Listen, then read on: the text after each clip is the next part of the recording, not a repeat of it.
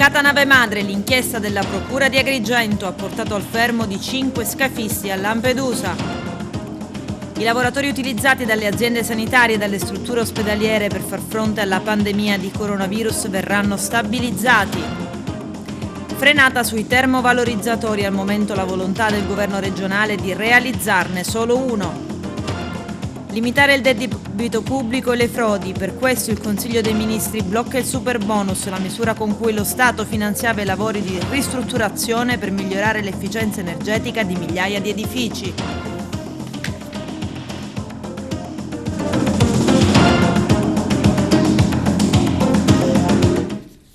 Bentrovati gentili telespettatori al nostro appuntamento con l'informazione. In apertura parliamo di immigrazione clandestina, bloccata nave madre. L'inchiesta della Procura di Agrigento ha portato al fermo di 5 scafisti a Lampedusa. I dettagli nel servizio.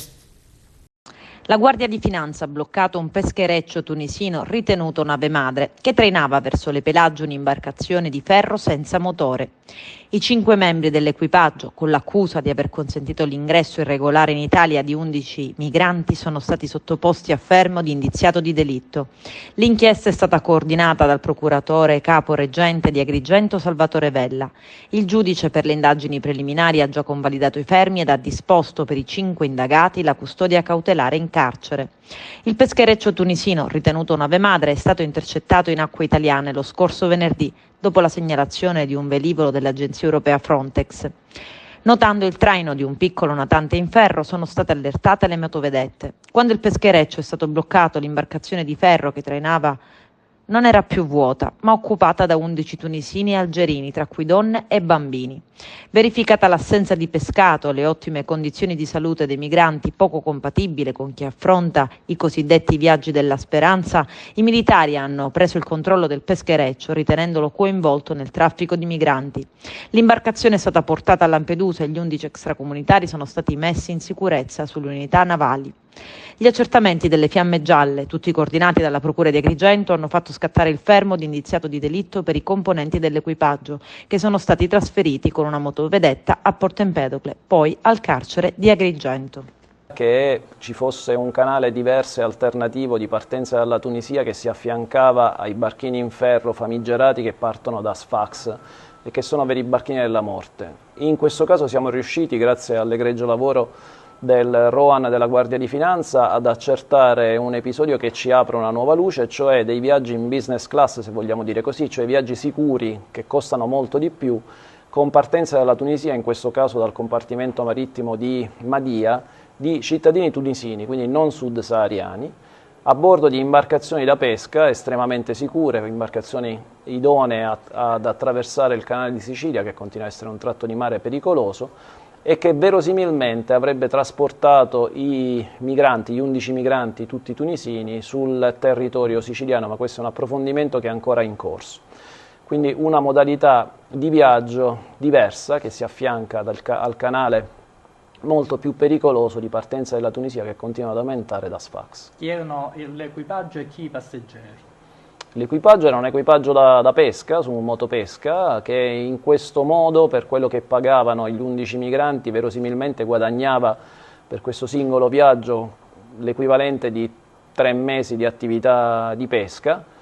E un equipaggio fatto da marinai, quindi di gente estremamente competente. I passeggeri erano gruppi familiari o cittadini tunisini singoli che avevano la possibilità di pagare circa 11.000 dinari, cioè l'equivalente di poco più di 3.000 euro, tra i 3 e i 4.000 euro, che corrisponde al triplo del biglietto che normalmente pagano i sud-sahariani rischiando la vita per tentare di avvicinarsi a Lampedusa.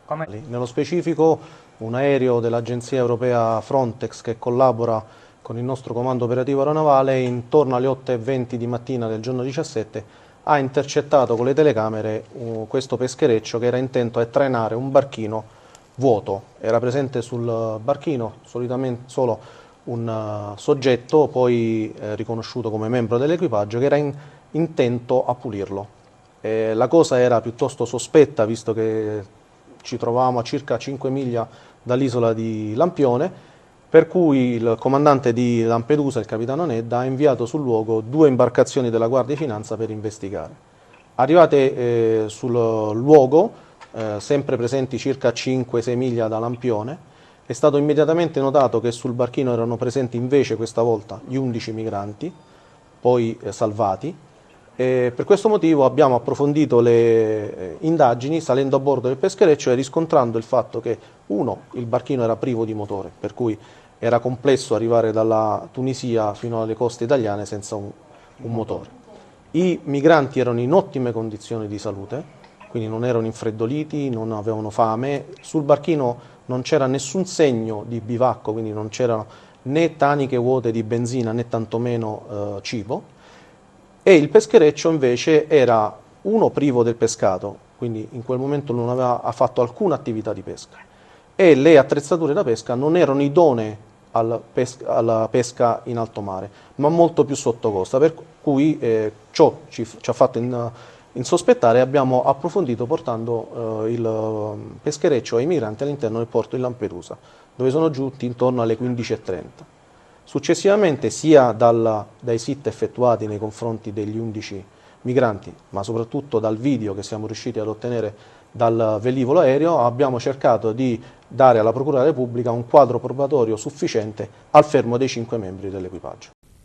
La Camera dei Deputati, con 198 voti a favore, 128 contrari e 4 astenuti, ha approvato il decreto milleproroghe, il provvedimento che prevede al suo interno la stabilizzazione dei precari ex Covid, ovvero i lavoratori utilizzati dalle aziende sanitarie e dalle strutture ospedaliere per far fronte alla pandemia di coronavirus. Questo riguarda i precari Covid amministrativi, ma non tecnici. Vediamo.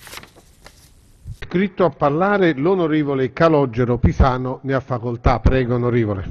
Sì, grazie. Grazie signor Presidente, onorevoli colleghi, signori del Governo. Il decreto cosiddetto milleproroghe contiene notoriamente misure relative a molteplici ambiti di azione in grado di incidere in modo rilevante su cittadini e imprese. Tra i diversi filoni di intervento contenuti nel presente provvedimento, oggi all'esame in quest'Aula vorrei evidenziare uno nello specifico: il lavoro. Penso al settore scolastico, dove, tra le varie misure, il Ministero dell'Istruzione è autorizzato a bandire, a decorrere dall'1 giugno 2023, nell'ambito della vigente dotazione organica, un concorso pubblico per titolo di esami per l'assunzione a tempo indeterminato, a decorrere dal 2024, di 59 dirigenti tecnici e ulteriori 87 dirigenti tecnici nel 2025. Questo si aggiunge, tra l'altro, alle misure previste per la copertura del 50% dei posti per l'insegnamento della religione cattolica, che si prevede siano vacanti e disponibili negli anni scolastici del 2022-2023 e al 2024-2025, e ai provvedimenti per ulteriore immissione al ruolo per il personale non scolastico. Anche con riguardo al mondo dell'università sono stati adottati provvedimenti che vanno in questa direzione. Tra gli altri è stato prorogato al 31 dicembre 2023 il termine per procedere alle assunzioni del personale a tempo indeterminato relative alle cessazioni verificatesi nel periodo 2013-2021. Sicuramente c'è un altro settore che richiedeva interventi importanti in tal senso. Mi riferisco al settore sanitario. Infatti, tra gli emendamenti approvati in Senato vi sono diversi emendamenti che seguono la linea della stabilizzazione del lavoro, in particolare la misura introdotta all'articolo 4. Allo scopo di fronteggiare la grave carenza di personale e di superare il precariato, oltre che per assicurare continuità all'erogazione dei livelli essenziali e detta LEA. Si intende stabilizzare il personale sanitario e amministrativo che abbia maturato almeno 18 mesi di servizio, anche non continuativi, di cui 6 mesi nel periodo che intercorre tra il 31 gennaio 2020 e il 31 dicembre 2022. Chiaramente la norma prevede che la predetta disciplina si applica previo espletamento di apposita procedura selettiva e in coerenza col piano triennale fabbisogno e personale si possa estendere anche al personale non più in servizio, sempre nel rispetto di determinati limiti di spesa.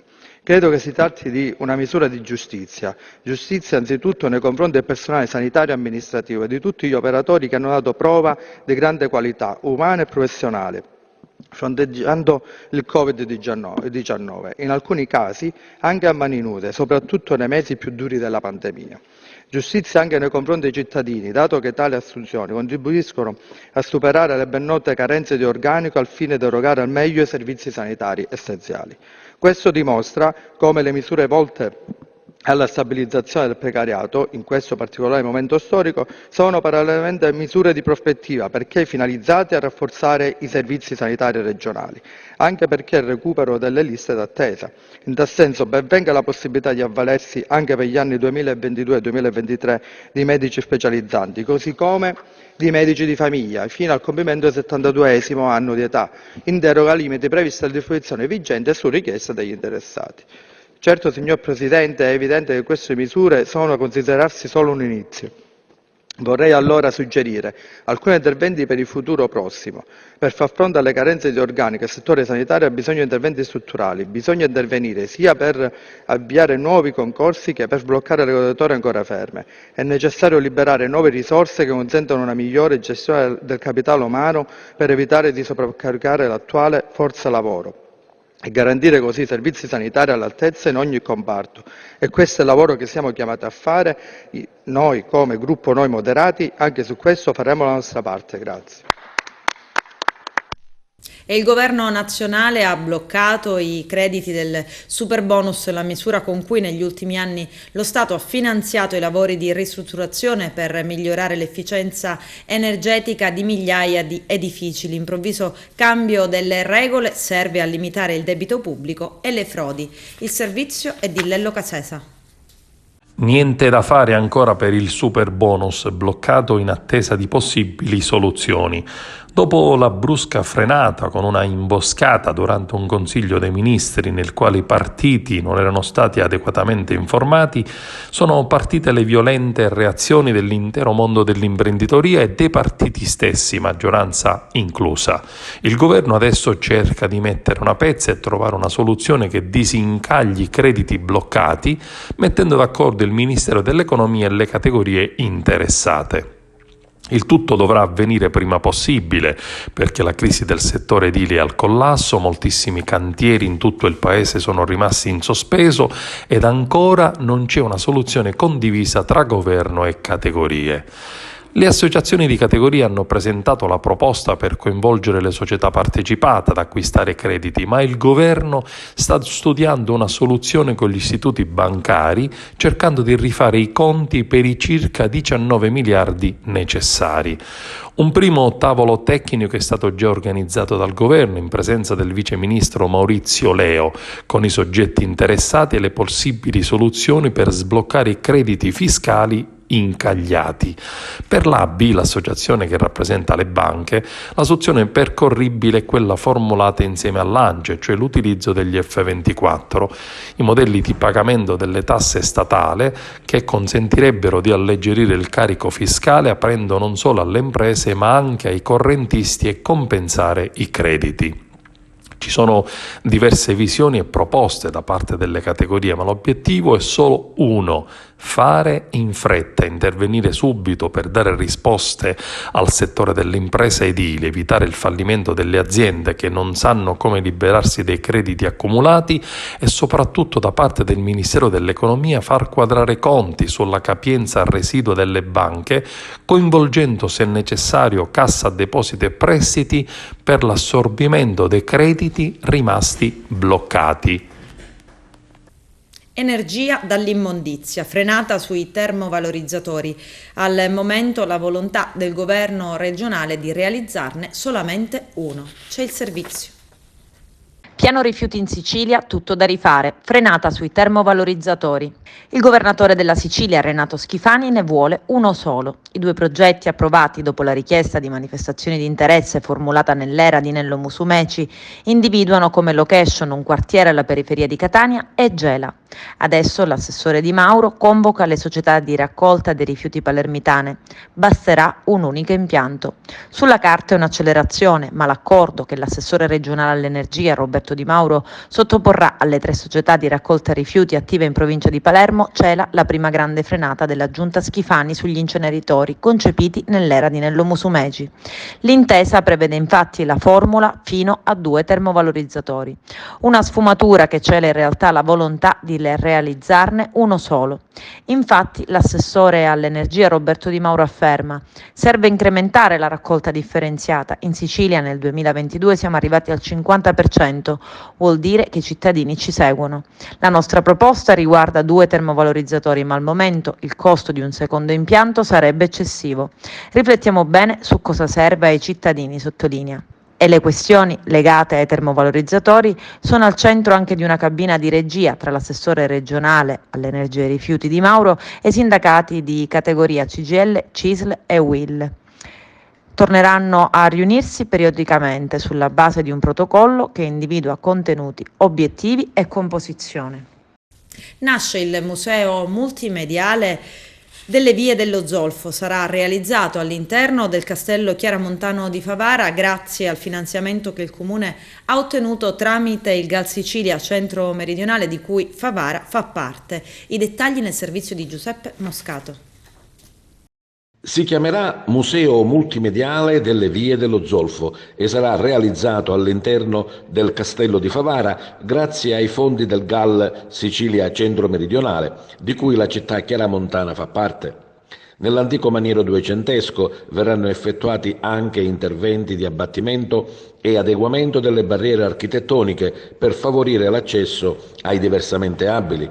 Il progetto è dell'architetto Giacomo Sorce, funzionario del Comune, realizzato in sinergia con il suo team e vede al centro l'identità delle miniere di zolfo che hanno fatto la storia di Favara, ma anche delle province di Agrigento, Caltanissetta e Enna. Tra gli interventi previsti, la sistemazione di grondaie, ringhiere, impianti elettrici e di sicurezza, infissi, la sostituzione della passerella a servizio della Corte e la collocazione di bagni riservati ai disabili. Inoltre, ci sarà tutta la strumentazione tecnologica necessaria e idonea a garantire l'attivazione del museo multimediale, dove sarà raccontata la storia dello zolfo in Sicilia, dei siciliani che lavoravano e vivevano dentro le miniere, la storia e la realtà attuale dei siti minerari siciliani nelle province di Agrigento, Caltanissetta ed Enna, con particolare attenzione ai siti presenti nel territorio di Favara, le miniere Ciavolotta e Lucia. Soddisfazione è stata espressa dal sindaco Antonio Palumbo, che ha ricordato che il castello chiaramontano rappresenta la città di Favara e che grazie al finanziamento e al lavoro fatto dal GAL Sicilia Centro Meridionale sarà accessibile ai diversamente abili e darà una nuova possibilità di sviluppo per la città. Il castello, con la realizzazione del museo, sarà un hub culturale non solo per Favara, ma per l'intera provincia. A Palermo, per l'inaugurazione dell'anno accademico, il Presidente della Repubblica Sergio Mattarella e il Presidente della Commissione europea Ursula von der Leyen. Presente anche il Ministro dell'Università Anna Maria Bernini. Vediamo.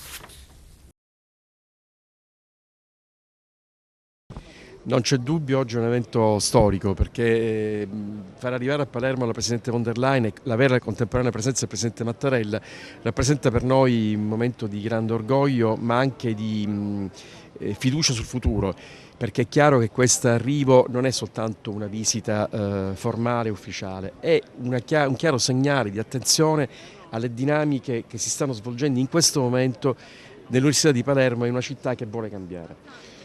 L'arrivo del PNRR, l'arrivo di decine di migliaia di euro, parliamo di milioni di euro, cambieranno il volto di questa città, lo cambieranno soprattutto su 2 grandi linee vettoriali. La prima è quella della sostenibilità che trasformerà questa città in una città smart, carbon free, e dove si valuterà molto attentamente la valutazione del cambiamento energetico con pannelli fotovoltaici, con transizione green, con macchine elettriche. Questa cittadella universitaria sarà un laboratorio in questo senso, di questa sperimentazione, di questo cambiamento.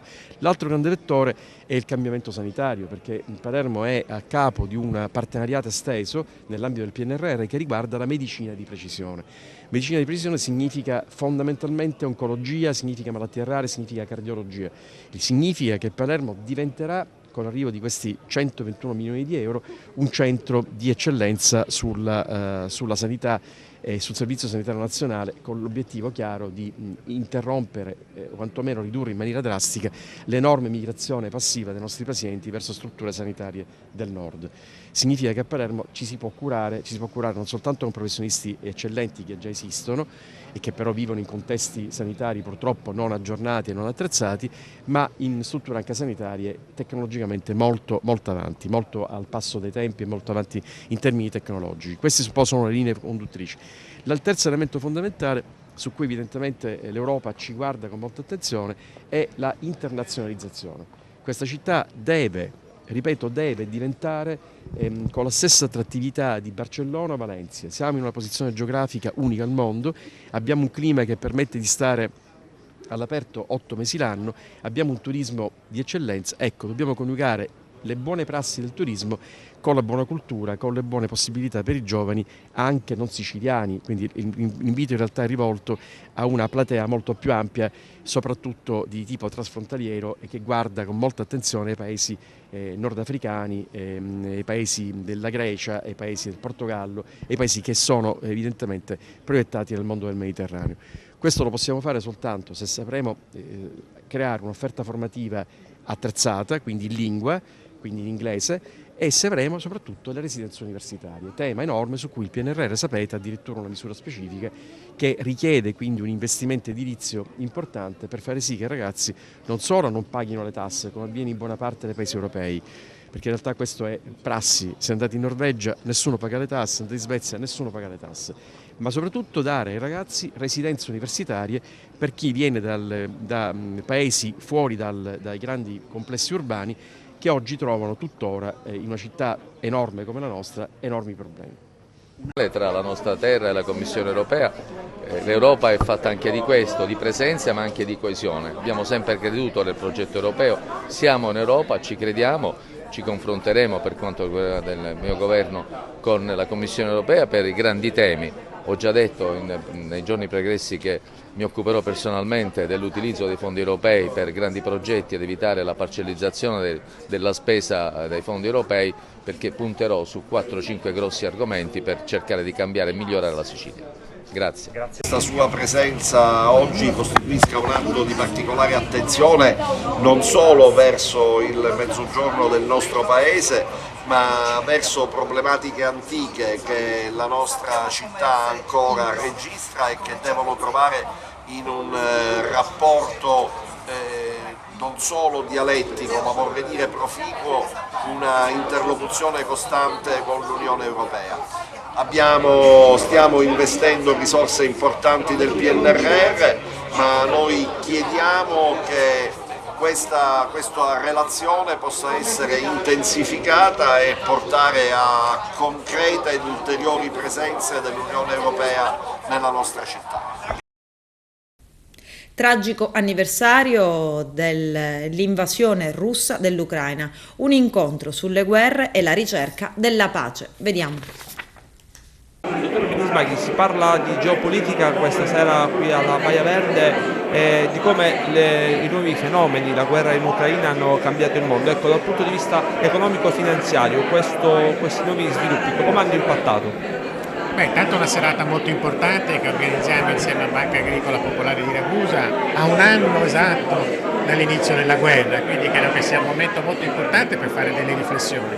Il mondo è cambiato tantissimo, tanti paradigmi sono scomparsi e come stiamo vedendo le economie e i mercati finanziari si stanno adeguando a questa nuova situazione. Il 2022 è stato un anno molto difficile, molto impegnativo, i tassi sono saliti, le banche centrali stanno attivamente combattendo l'inflazione sta lentamente riducendo dai livelli massimi, ma credo che l'azione delle banche centrali non è completata. I mercati finanziari stanno trovando una nuova stabilità, un nuovo equilibrio, i tassi si sono posizionati finalmente su un livello più consono e adeguato a quello che è non solo il livello dell'inflazione, ma soprattutto la dinamica dell'economia. Il segnale molto positivo è le imprese stanno andando bene, le imprese continuano a investire, continuano a crescere, a svilupparsi e questo è un segnale estremamente positivo, dimostra il grande valore e la grande tenacia dei nostri imprenditori che sono il vero asset di questo Paese. Dagli indicatori in vostro possesso il 2023 che anno sarà? Quando si uscirà dalla crisi? Quando si uscirà da questa crisi non è facile capirlo, perché francamente questa guerra ha delle dinamiche che non sono sotto il nostro controllo e quindi è da capire. Però come abbiamo visto le materie prime energetiche sono rientrate su livelli molto più accettabili, no? E quindi questo è già un elemento molto importante, il governo si è mosso bene. Devo dire che fra tutti i paesi dell'Unione Europea l'Italia si è mossa forse nella maniera più veloce per trovare fonti di approvvigionamento diverse da quelle che precedentemente erano soprattutto provenienti dalla Russia. No? E quindi io credo che sarà comunque un anno positivo, dovremmo evitare la recessione e questo è un altro elemento estremamente importante. I tassi saliranno ancora, ma sicuramente non avremo l'impatto che abbiamo avuto nel 22, dove i tassi sono saliti tantissimo e nella nostra esperienza professionale non avevamo mai visto un rialzo così ampio in un tempo così contenuto dei tassi di interesse e credo che produrranno anche un effetto nel 23 e nel 24 di rallentamento dell'economia, però dovremmo evitare la recessione. Marco Tinella, si parla questa sera di come è cambiato il mondo ad un anno esatto dalla guerra in Ucraina. Ecco, dal punto di vista finanziario questi eventi che ripercussioni hanno avuto? Le ripercussioni le hanno avute sia per la crisi energetica sia per l'inflazione che ne è derivata e quindi l'aumento dei tassi, questo è sotto gli occhi di tutti. Però come sempre, dicevo prima, le crisi sono momenti anche di grande opportunità, basta affrontarle in maniera consapevole ed è quello che considerate come questa una banca del territorio e per il territorio come Banca Agricola Popolare di Ragusa sta cercando di interpretare. Il mondo imprenditoriale come ha risposto?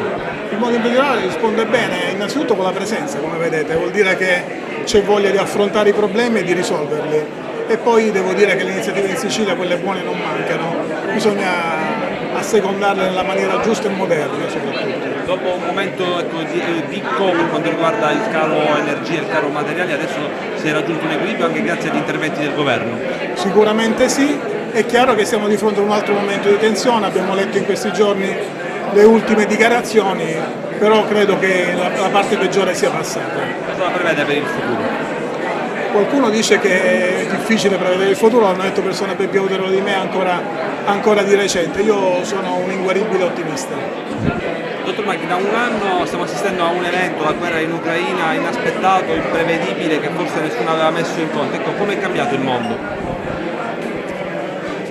Molti parlano in questi giorni di un mondo nuovo, che sembra un po' un'iperbole, si è usato in tante occasioni dopo la fine della guerra fredda, dopo la crisi del 2008, però che ci siano tanti elementi di cambiamento è innegabile. È un mondo, ne cito velocissimamente alcuni, un mondo che ha ripreso ad armarsi dopo l'addio alle armi della fine della guerra fredda. Un mondo dove i paesi neutrali, Svezia e Finlandia, hanno cambiato in un anno la loro postura. Un mondo dove un paese europeo viene distrutto da un anno da un assedio della forza russa. Un mondo dove i rifugiati erano visti con sospetto e ne abbiamo accolti 5 milioni in un anno, il doppio di quelli che si erano creati in 70 anni precedenti. Un mondo dove parlare di nucleare non è più un tabù, ma se ne parla come se fosse un'opzione.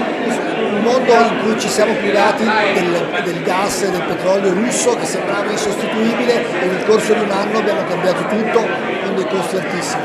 Un mondo più povero, un mondo più cupo, un mondo però che dobbiamo sperare abbia gli anticorpi per reagire a questo momento complicato.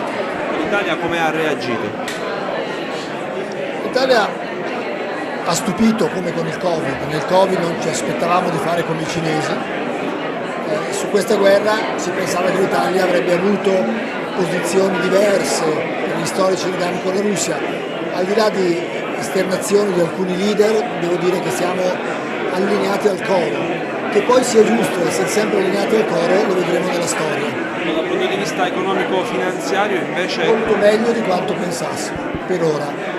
Gli inglesi dicono so far, so good, fino adesso tutto bene. Dai vostri indicatori cosa è previsto per il futuro? Un anno e qualche anno ancora complicato.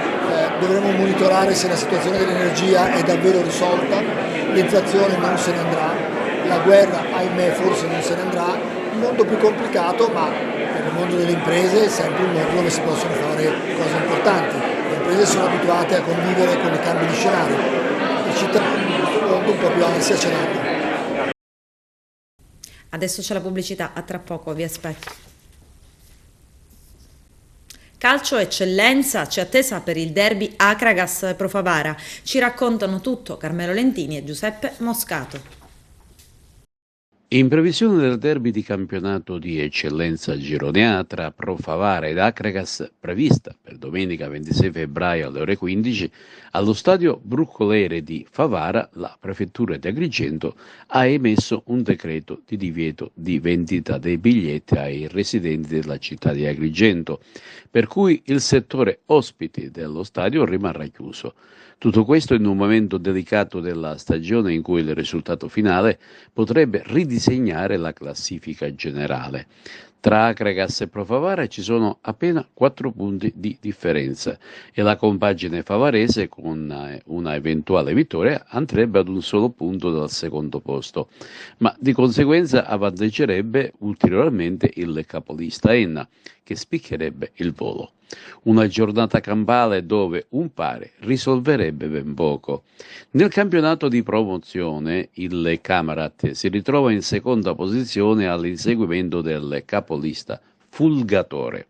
Il prossimo turno la compagine della montagna sarà ospite del Forte Accademia Trapani, mentre il capolista Fulgatore giocherà in casa con gli agrigentini del Casteltermini. Quest'ultima squadra sta lottando per non retrocedere. Anche il Gemini non si trova in acque tranquille e per tirarsi fuori dalla zona play-out è obbligata a battere il Marsala, attualmente fanalino di coda del campionato. Scendiamo in prima categoria, dove è stata una domenica nefasta per i colori granata dell'Empedoclina, che contro un arrembante Castronovo ha dovuto cedere le armi con il risultato di 2-1. Attenzione, si tratta di uno stop per certi aspetti inatteso, ma che non pregiudica ancora la vetta della classifica. Però bisogna fare attenzione perché le distanze dal Don Bosco Mussomede, attualmente in seconda posizione, si sono ridotte a 7 punti.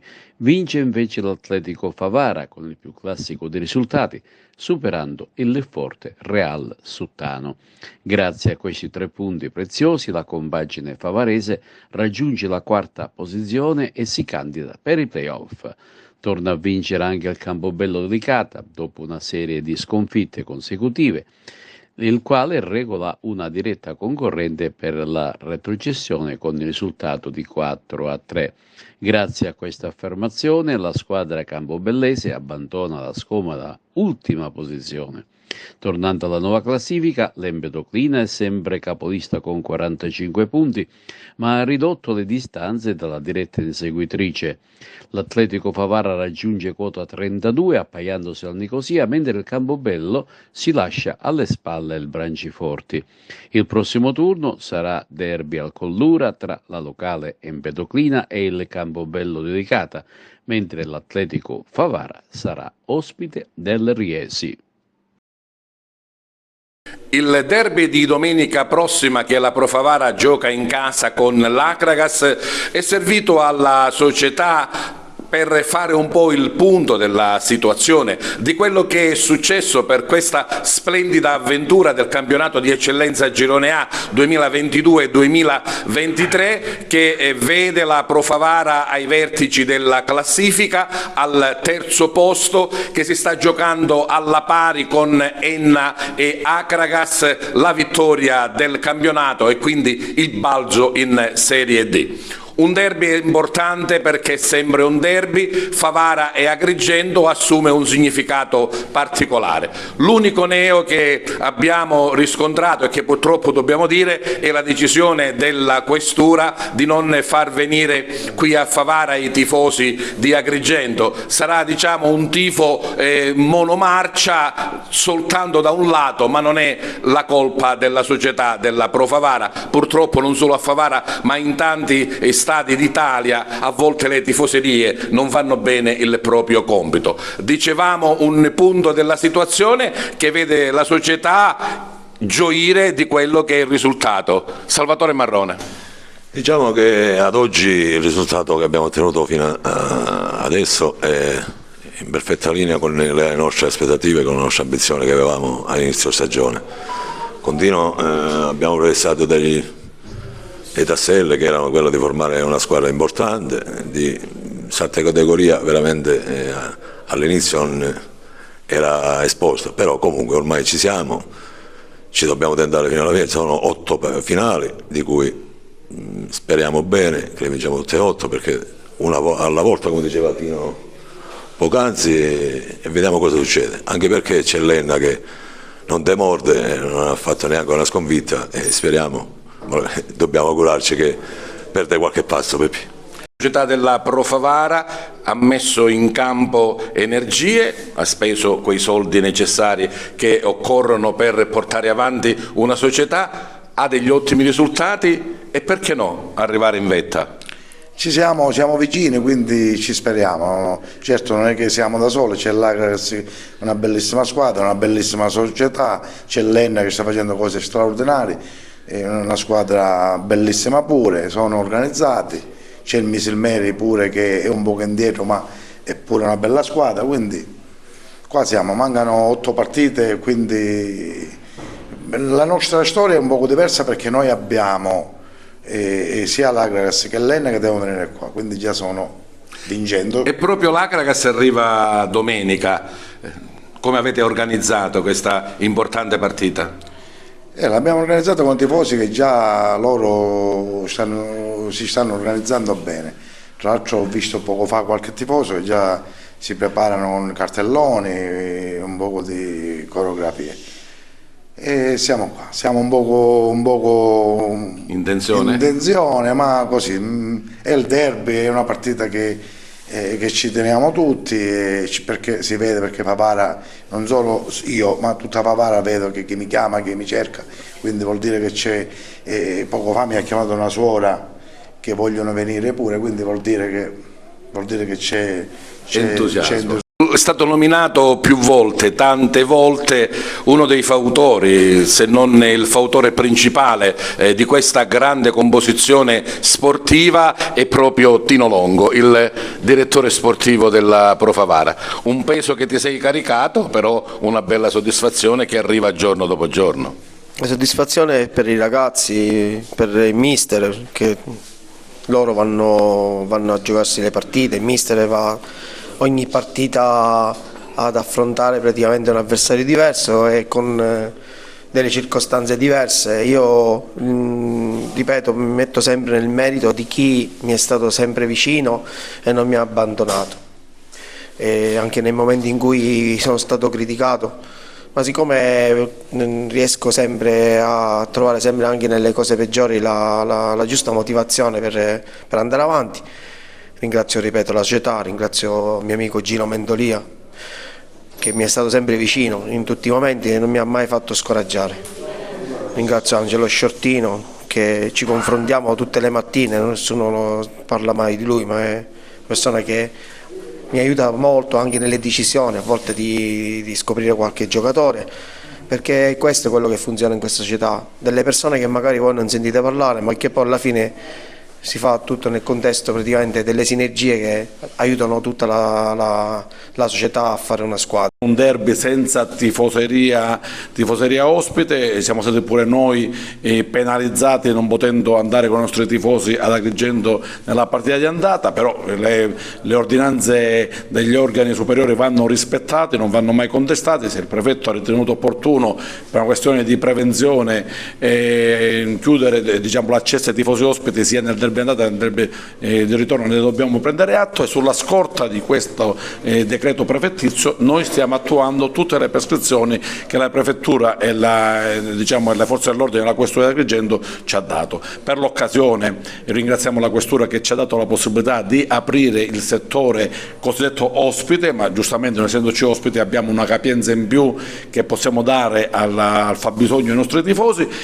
che però dobbiamo specificare che l'attesa non è solo per Favara Agragas, l'attesa è per questo Favara che vince e che gioca bene. Oggi c'è l'Agragas che ha quel quid in più perché c'è il campanilismo, ci sono tante amicizie in comune, tante storie che ci legano tra noi e Agrigento, non siamo due città limitrofe, siamo due territori che entriamo una dentro l'altra, quindi siamo un unico comprensorio che sul calcio ci dividiamo e sul calcio abbiamo, diciamo, giochiamo su sani sfottò, però nella vita coabitiamo negli ambienti di lavoro, negli ambienti professionali, negli ambienti commerciali con Agrigento. Tantissimi favaresi hanno anche la residenza ad Agrigento e non potranno in maniera beffarda vedersi la partita. Con questo è tutto, termina qui l'edizione del telegiornale. Grazie per la gentile attenzione e per essere stati con noi. A presto.